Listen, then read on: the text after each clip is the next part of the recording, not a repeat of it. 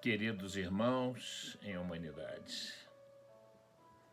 que a paz, que o Divino Mestre, Jesus, legou a seus discípulos, quando lhes disse: a minha paz vos deixo, a minha paz vos dou, possa permanecer entre nós, hoje e sempre. Vamos orar, meus irmãos. Mestre Senhor Jesus, divino amigo de nossas almas, nós vos agradecemos e a Deus, nosso Pai amantíssimo, por todas as bênçãos que recebemos, pela vida,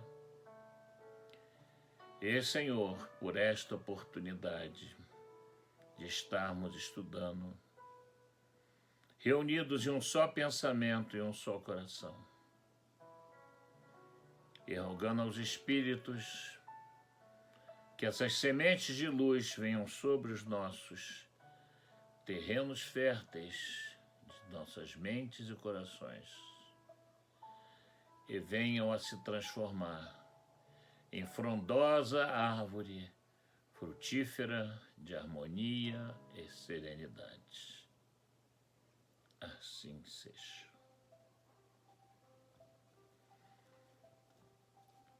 Queridos irmãos, o nosso tema de hoje conduz-nos a uma intensa e importante reflexão sobre os dias atuais.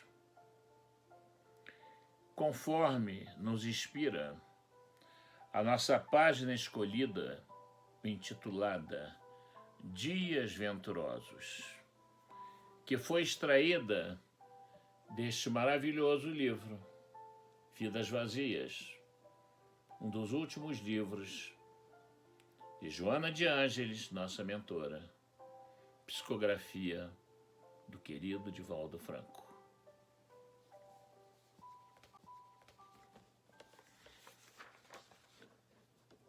Dias venturosos. São estes os dias severos da evolução moral da humanidade, sob o açoite dos sofrimentos. A dor generaliza-se por toda parte, de forma cruel, sob disfarce, ou dele despida, mediante a demonstração da falência das paixões ilusórias que alucinam as criaturas.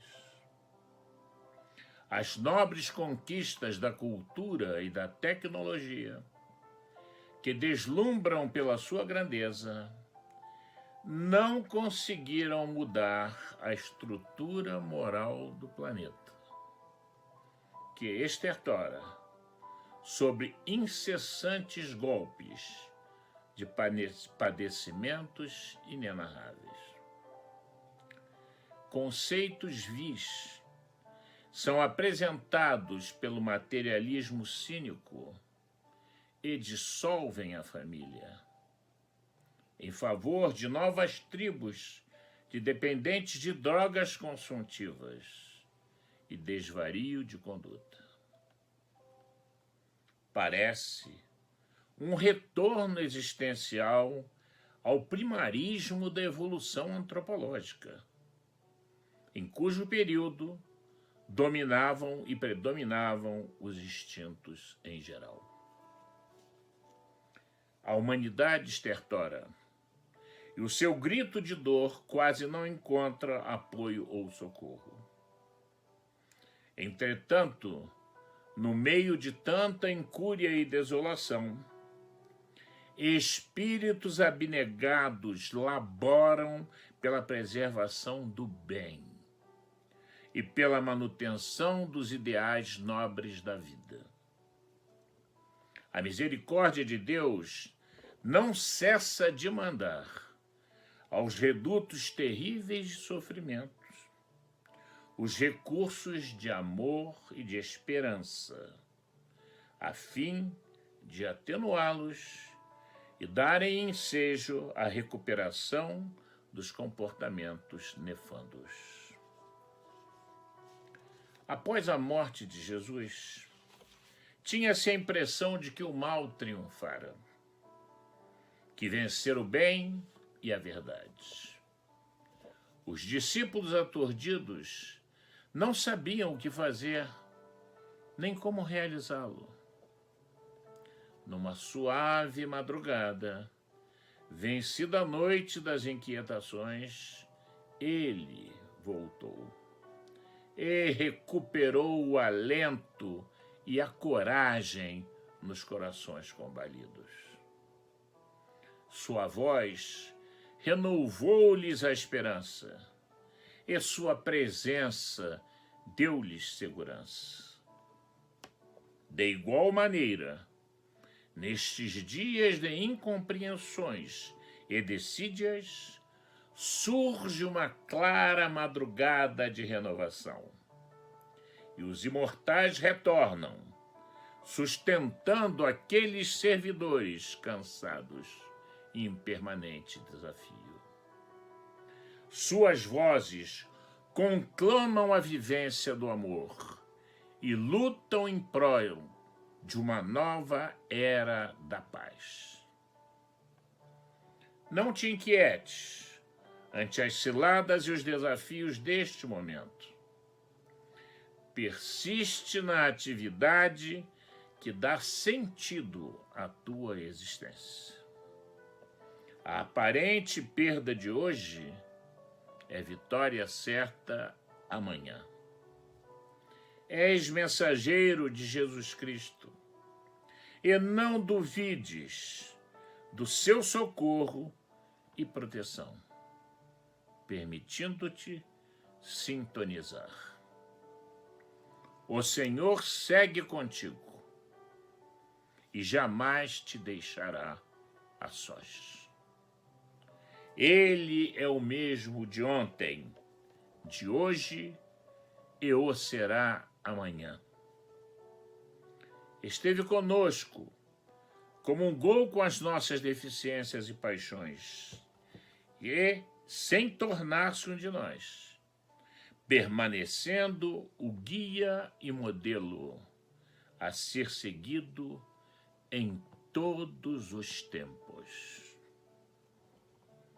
Deste modo, deixa-te dominar pela mensagem que ele te confiou e torna estes dias venturosos para a humanidade feliz de amanhã. Joana de Ângeles.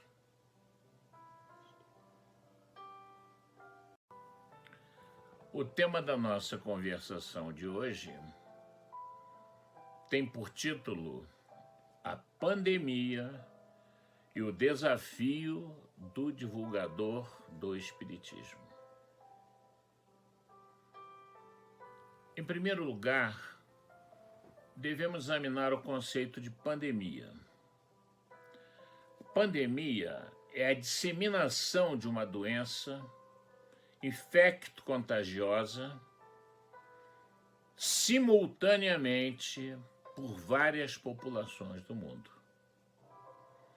Então, é uma doença infecciosa que contagia, que se espalha rapidamente ao mesmo tempo por várias populações do mundo, atingindo quase todos os países, às vezes todos, e vários continentes.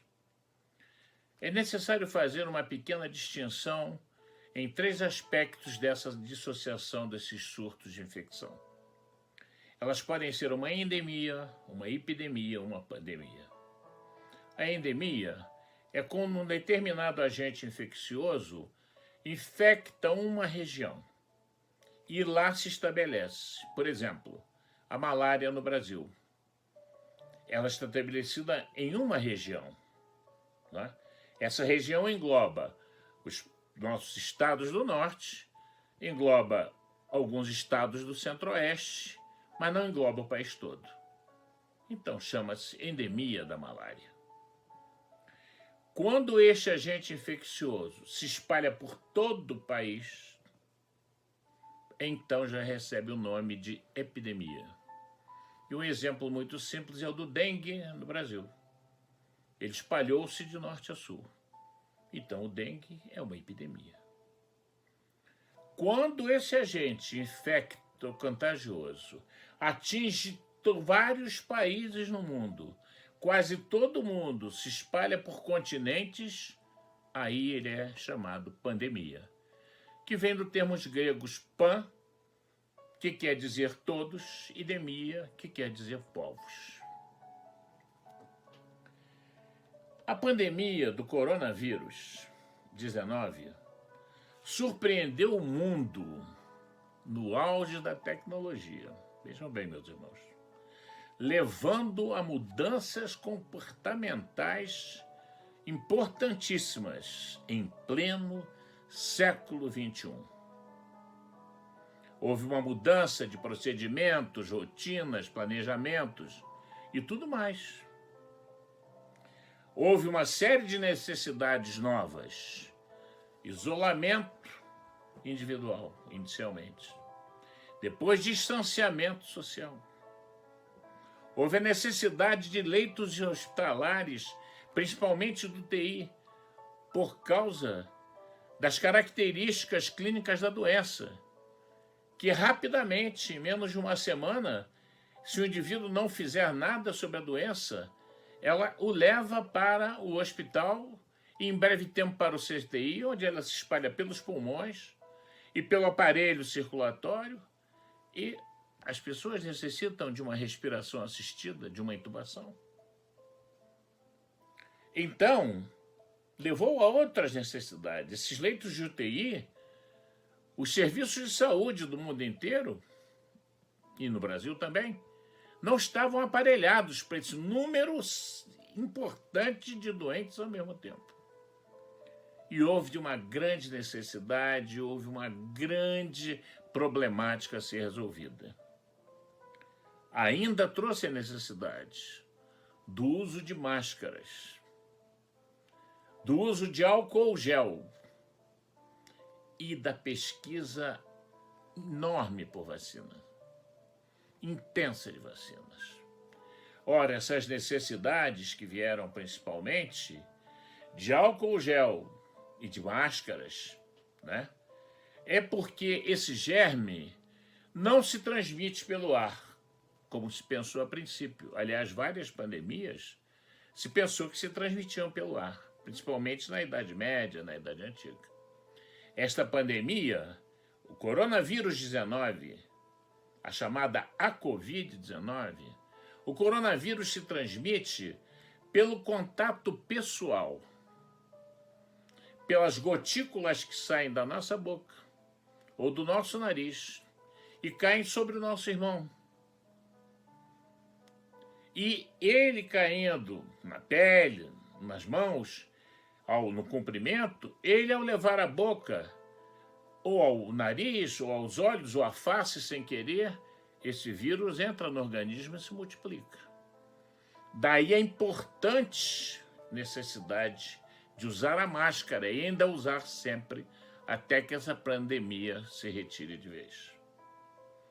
Por outro lado, o álcool gel, tudo que nós tocamos, esse vírus fica na pele e pode penetrar quando nós tocamos esses órgãos que nós falamos, a nossa face principalmente.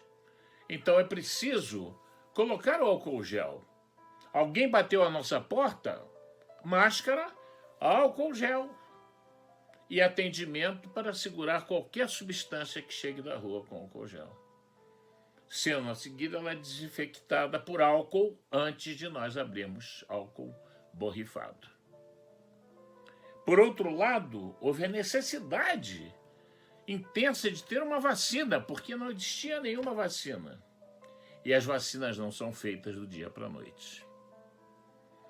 O outro fenômeno relativo a esta pandemia é que esse vírus tem uma velocidade de disseminação incrível. Ele, associado ao século XXI, em que existe uma globalização, A humanidade está ligada, além de fatores virtuais, por transportes e transportes rápidos, como o avião, fez com que rapidamente essa pandemia se expandisse pelo mundo. Ainda gerada por erros do próprio homem, cuja pandemia foi detectada em Wuhan, na China, em setembro.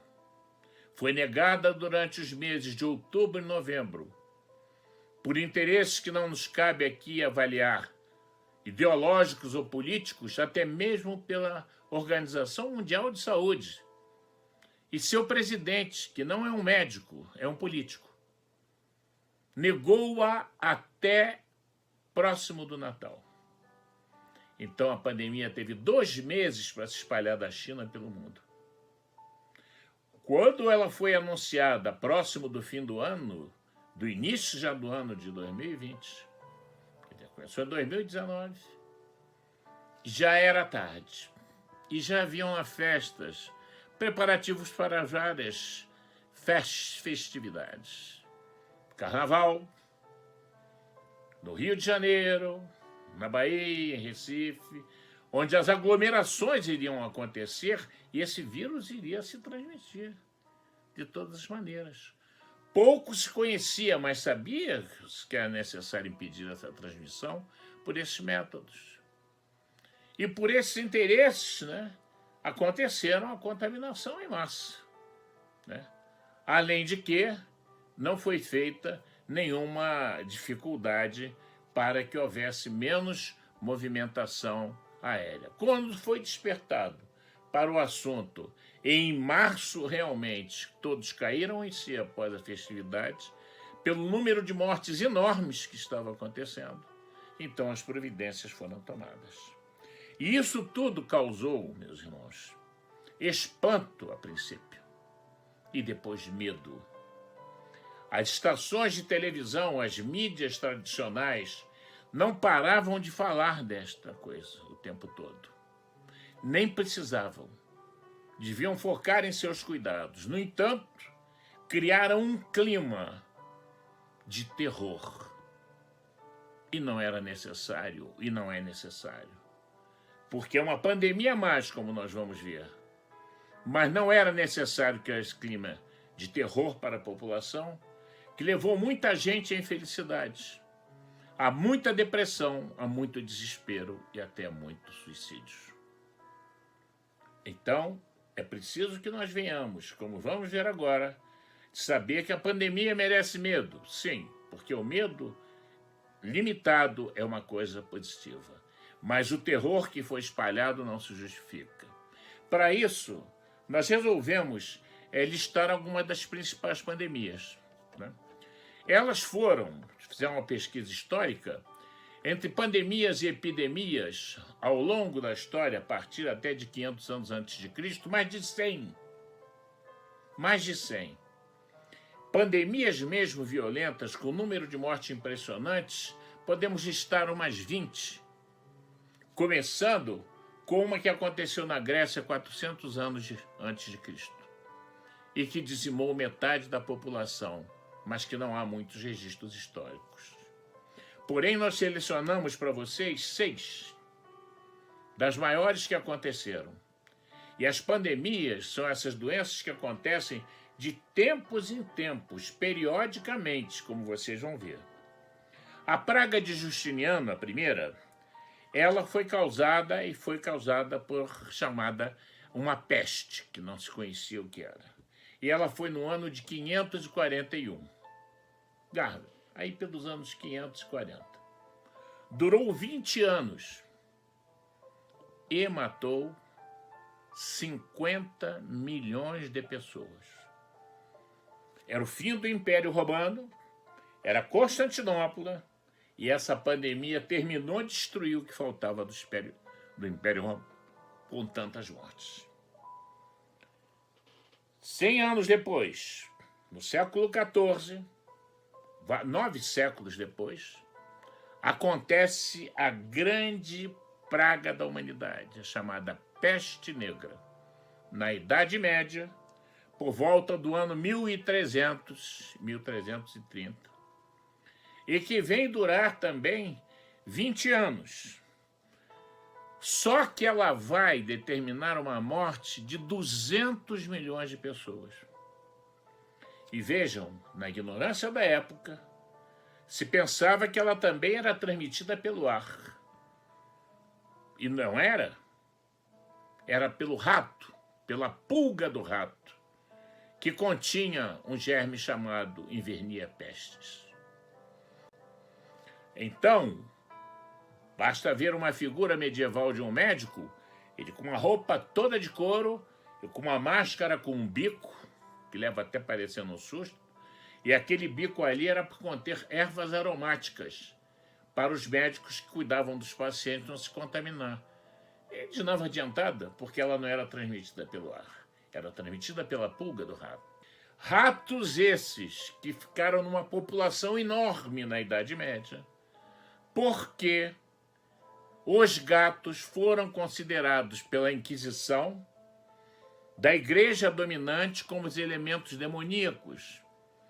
E a partir do século X, do ano 1000, eles foram caçados e exterminados como animais do demônio. Ora, o que acontece? Quando você destrói os ratos aumentam muito. Aumentaram muito, levaram a pandemia de 200 milhões que morreram na Europa e dizimou, vejam bem, naquela época, 1/3 da população da Europa. Já imaginaram? 1/3 da população do Brasil dizimada? Naquela época, que agora a população é muito maior.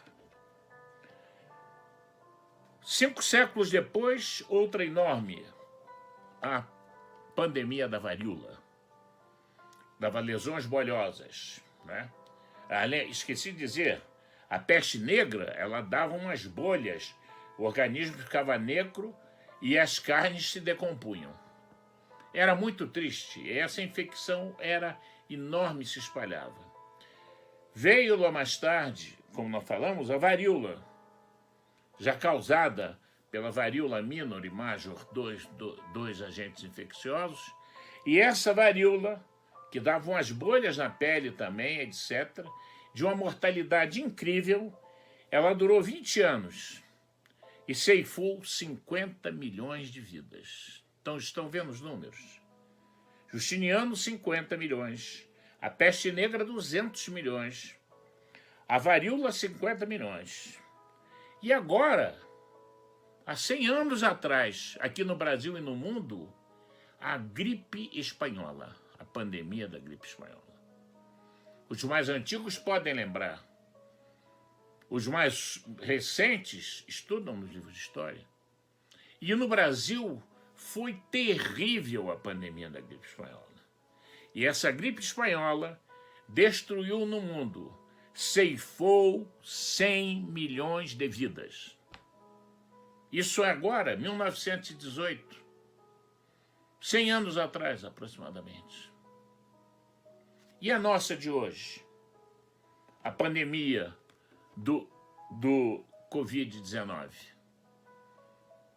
né? Feita por esse coronavírus. Ela está há 2 anos, já devo dizer que a gripe espanhola demorou só 2 anos e ceifou 100 milhões de vidas. E agora a nossa coronavírus, também com 1 ano e 8 meses, quase a completar 2 anos, entre 1 ano e meio e 2 anos, quantos milhões de vidas ela ceifou? 4,5 milhões de vidas. Então, é importante que se tenha respeito, que se respeite as condições sanitárias, mas não justifica o terror. Comparada com a gripe espanhola, 100 milhões, ela tem 4,5 milhões. E já temos 4 vacinas. E já temos o avanço da medicina. E ainda uma que fica escondida, rapidamente falarei, é a pandemia da AIDS, que aconteceu a partir de 1960. Continua até hoje sem solução, apenas drogas paliativas, coquetéis, mas a pandemia continua se espalhando. E ela já ceifou agora quase 2,5 milhões de vidas. Só que a medicina evoluiu, mas esses infectados não têm cura mais. E o seu período de vida também é reduzido. Pensa-se que a AIDS acabou. Os coquetéis trataram. Não. Eles restringem muito o período de vida da criatura. Porém, quando falamos em pandemia, não podemos deixar de analisar a visão espiritual da pandemia. O que são as pandemias do ponto de vista espiritual? Elas são processos de regeneração espiritual.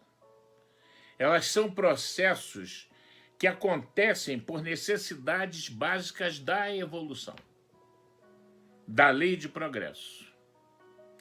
E nesta pandemia atual, nós temos dois fatores importantes.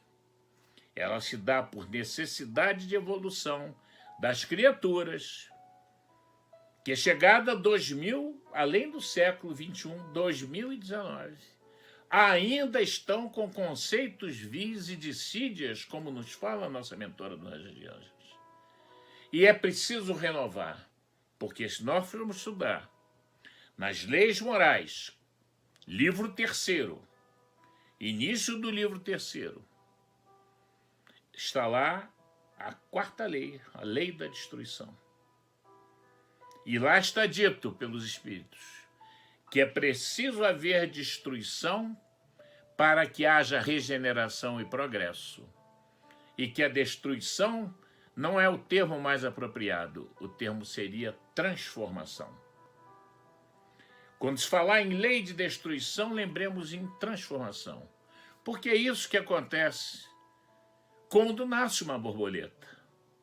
Uma lagarta, dentro de uma crisálida, fenece. Mas ela não morre, ela se transforma. E sai uma linda borboleta voando.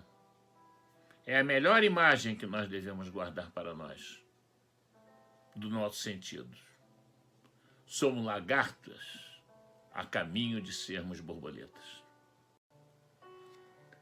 Outro aspecto que nós devemos ver é que essas pandemias, elas trazem sempre um objetivo de regeneração. As pandemias não são um castigo divino, como os muitos pensam, muitos acreditam, e até, quem sabe, muitos de nós podemos pensar. Não são castigos divinos, nem são cobranças dolorosas do Pai amoroso. Não, estamos pagando, não estamos pagando nada. É a lei de progresso, é a lei da sintonia. Onde estiver os vossos pensamentos, as vossas palavras, aí estará o vosso coração. Então, esses não são condenações divinas, mas são fenômenos de natureza sociológica e periódica do planeta, como nos explica muito bem o mentor Manuel Filomeno de Miranda, neste último livro do nosso querido Divaldo psicografado, No Rumo do Mundo de Regeneração. Então, estamos apresentando dois aspectos agora à Terra. O primeiro, da evolução do homem, através da lei da destruição, da transformação. E o segundo, a evolução também do planeta. Então, temos duas transformações acontecendo ao mesmo tempo. Daí a velocidade com que isso está se dando. Mas o importante, como dissemos que os efeitos são de progresso, acima da lei da destruição está funcionando a lei do progresso.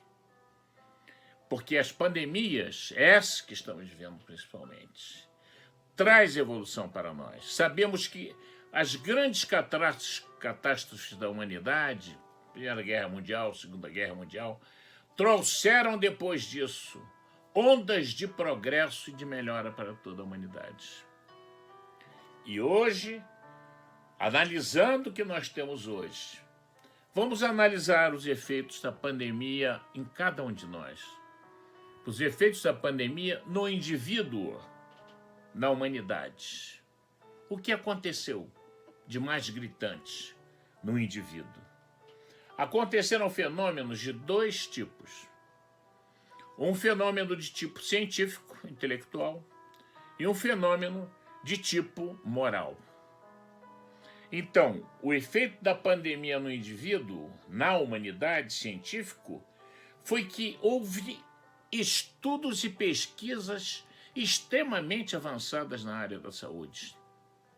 Nunca se estudou tanto em termos de saúde pública, saúde de prevenção, verbas imensas que eram usadas em outros propósitos de guerras, de novas armas, foram abandonadas e foram colocadas na área da saúde.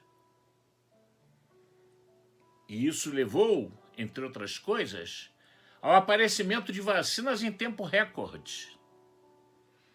Basta nos lembrarmos que a vacina da febre amarela, da malária, levou 10 anos para ser feita. E a vacina da febre amarela, 4 anos de pesquisa. Nessa, em menos de um ano, já tínhamos vacinas prontas para serem testadas na população. Testes clínicos, antes de ir para a população.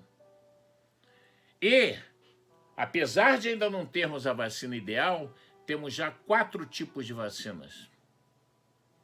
Cada uma mais evoluída do que a outra. E essa evolução científica, essa evolução traz ao homem o seu progresso.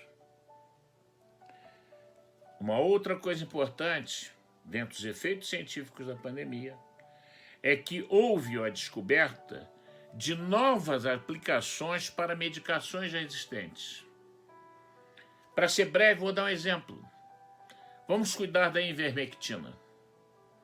A ivermectina é uma droga que existe há mais de 40 anos e que é feita para tratar vermes intestinais e de outras regiões, assim como a hidroxicloroquina.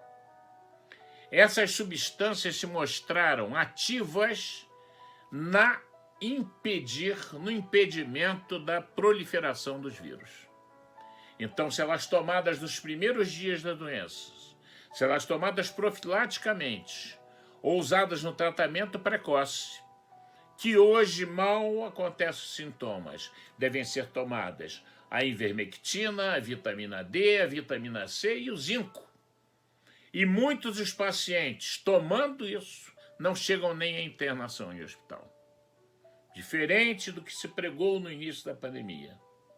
Só vá ao hospital quando sentir falta de ar. Foi um grande erro médico da época, já reconhecido agora. E a ivermectina já está reconhecida como tratamento da pandemia do coronavírus em 6 universidades inglesas, em 2 universidades europeias e em 3 universidades dos Estados Unidos.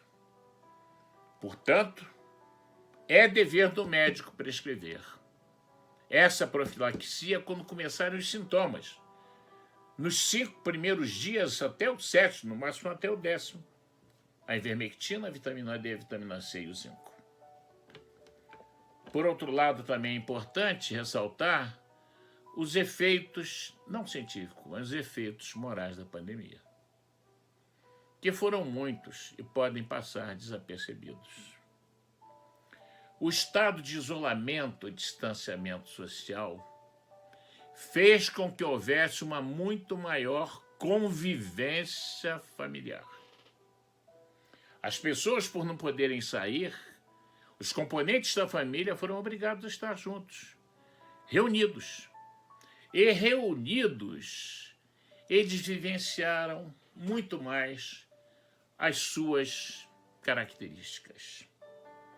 O homem estreitou laços, estreitou de amizade, de dificuldades que haviam, tiveram que ser harmonizadas, né? Levou, por outro lado, também, quando não houve essa harmonia, levou ao aumento do número de separações, de traumas e de divórcios. Ela descortinou também famílias, coisas que estavam escondidas. Arestas que temos um com outros e que precisamos desfazer, como as pedras ásperas jogadas num rio, ao longo da correnteza do rio. elas se entrechocam e perdem as arestas e ficam aquelas belas pedras arredondadas do rio. É isso que estamos fazendo e que devemos fazer, meus irmãos. Então a família foi renovada. Famílias que se viam só no café da manhã ou à noite, ou nem às 5, não chegava, o outro chegava, o outro estava dormindo. Quando o outro levantava, aquele da noite estava dormindo. Obrigou essa convivência. E essa convivência tem sido positiva. E lembrarmos, quando existem os atritos da família, que nós temos uma parentela espiritual e uma parentela corporal, como está muito bem explicitado no capítulo 3 do Evangelho segundo o Espiritismo. Não deixem de ler. No capítulo que é Honrai vosso pai e vossa mãe, tem lá uma exposição de Kardec sobre a parentela espiritual e a parentela corporal, que eu não vou ter tempo de entrar. Mas a nossa parentela espiritual é a verdadeira. São os nossos laços, as nossas sintonias, as nossas existências passadas, os nossos amores. Mas a parentela corporal não é só dessa espiritual. Ela vem enxertada com outros, às vezes adversários, às vezes neutros, às vezes inimigos dentro da mesma família. Nós podemos ver um pai com 2 filhos completamente diferentes. E vem ainda espíritos já evoluídos que não precisavam mais vir naquela família para auxiliar essas famílias a evoluírem. Então leiam parentela espiritual e parentela corporal. Por outro lado, toda essa dificuldade trouxe como nunca o desenvolvimento acentuado das ações de solidariedade, de fraternidade e do seu passo maior, que é a caridade.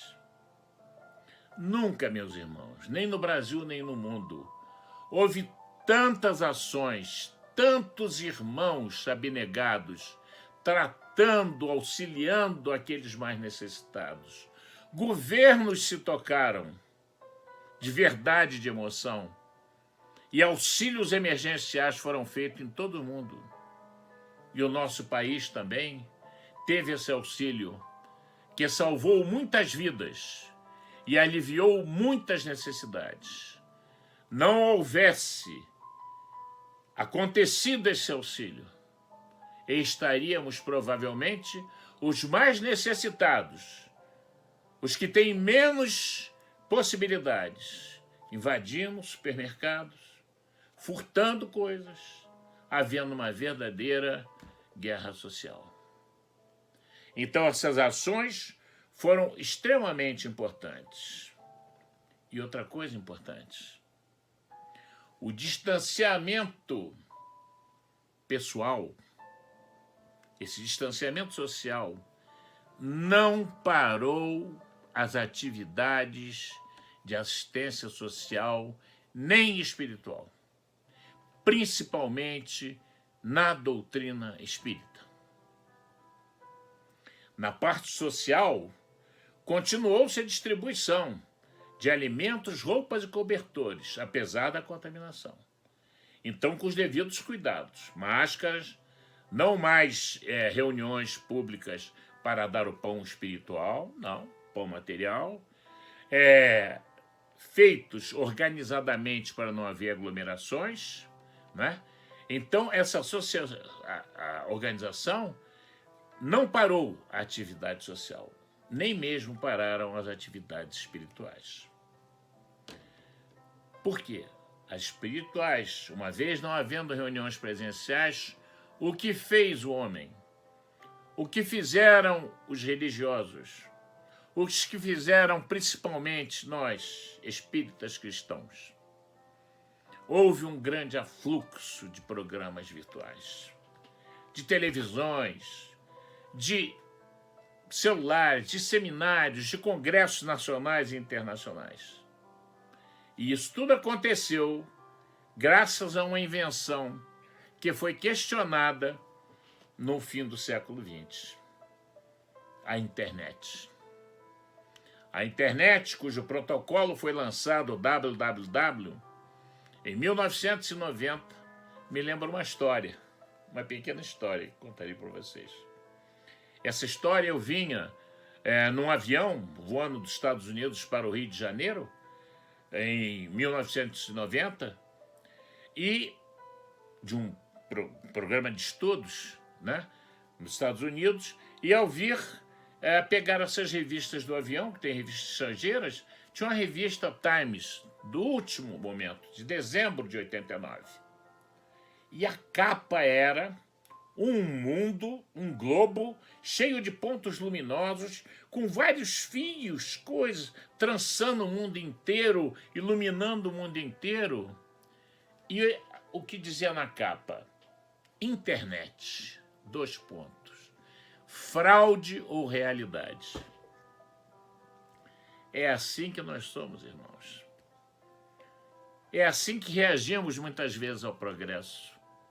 Fraude ou realidade? O que dizemos hoje? Superrealidade.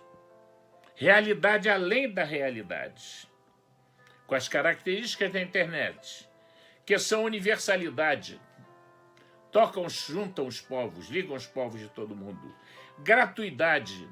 Você não paga pela internet. Você pode ter que pagar um provedor, alguma coisa. Mas a internet é grátis. É um ambiente democrático de troca de ideias.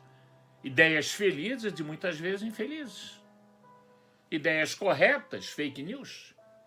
Mas nós temos livre-arbítrio. E temos inteligência para olhar os dois lados, os três lados, e decidimos o que é melhor para nós. Ainda mais, ela deu acesso a todos, acesso a todo o conhecimento humano que existe. Seja histórico, geográfico, de saúde, tudo que estão fazendo em Londres hoje, em matéria de vacina, está se sabendo aqui hoje. Essa troca de informações uniu o mundo. E a pandemia fez com que a internet virasse a grande ação desse século XXI. Também para o espiritismo. Porque a internet permite uma inteligência colaborativa, troca de ideias, e permite uma coisa importantíssima, principalmente na pandemia: interatividade. Então temos tido a maior realidade em termos de seminários espíritas por internet. Lembra as viagens do Divaldo, que ele fazia todo ano durante a Europa? Nós tivemos a oportunidade de assistir 4 desses congressos feitos ao vivo. Um deles reunia centros espíritas, que eu vi umas 3 ou 4, reunia centros de espírita da Holanda, da França, da Alemanha, da Itália. Outro que eu vi, de centros espíritas, o Divaldo fazendo conferências para centros espíritas da América, de Nova York, dos Estados Unidos, de Austin, de Houston, na Califórnia, assim como o nosso irmão Haroldo de Andrade, Haroldo Dutra Dias e outros, né? Então, a internet trouxe, nunca o espiritismo foi tão divulgado. Nunca uma ferramenta, que a internet é uma ferramenta, pode ser usada para o bem ou para o mal, é uma ferramenta.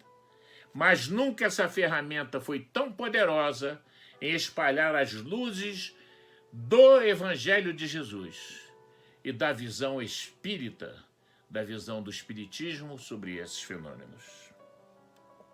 E isso, irmãos, nos traz finalmente, para nosso término, o desafio do divulgador espírita. A divulgação do espiritismo não pode parar. Isto é uma necessidade.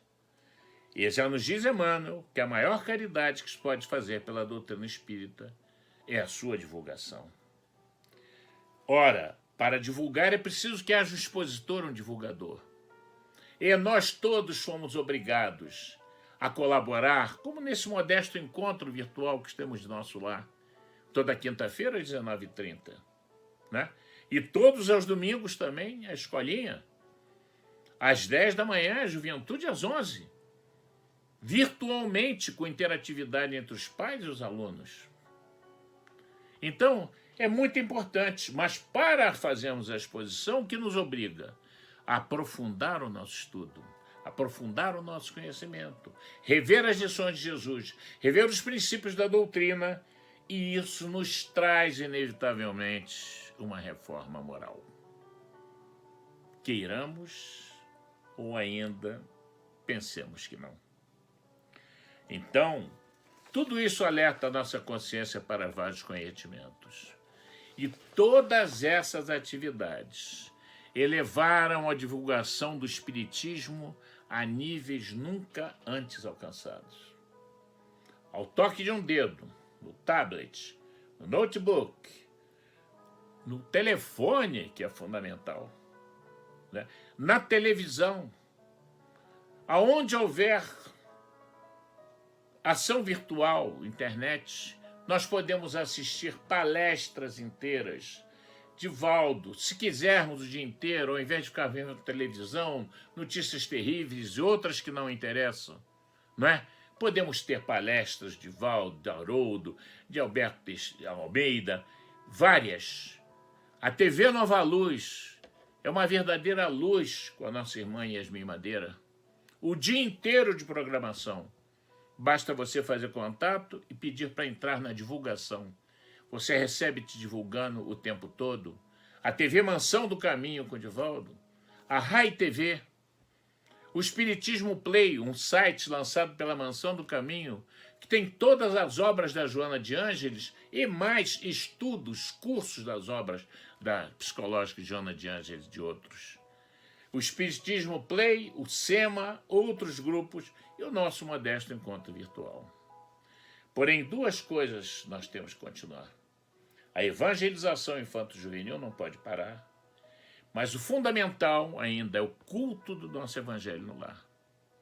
Aqueles que pensam que a reunião mediúnica não está acontecendo e que sentem falta do passe da água fluídica nas reuniões públicas, façam acontecê-lo em suas casas.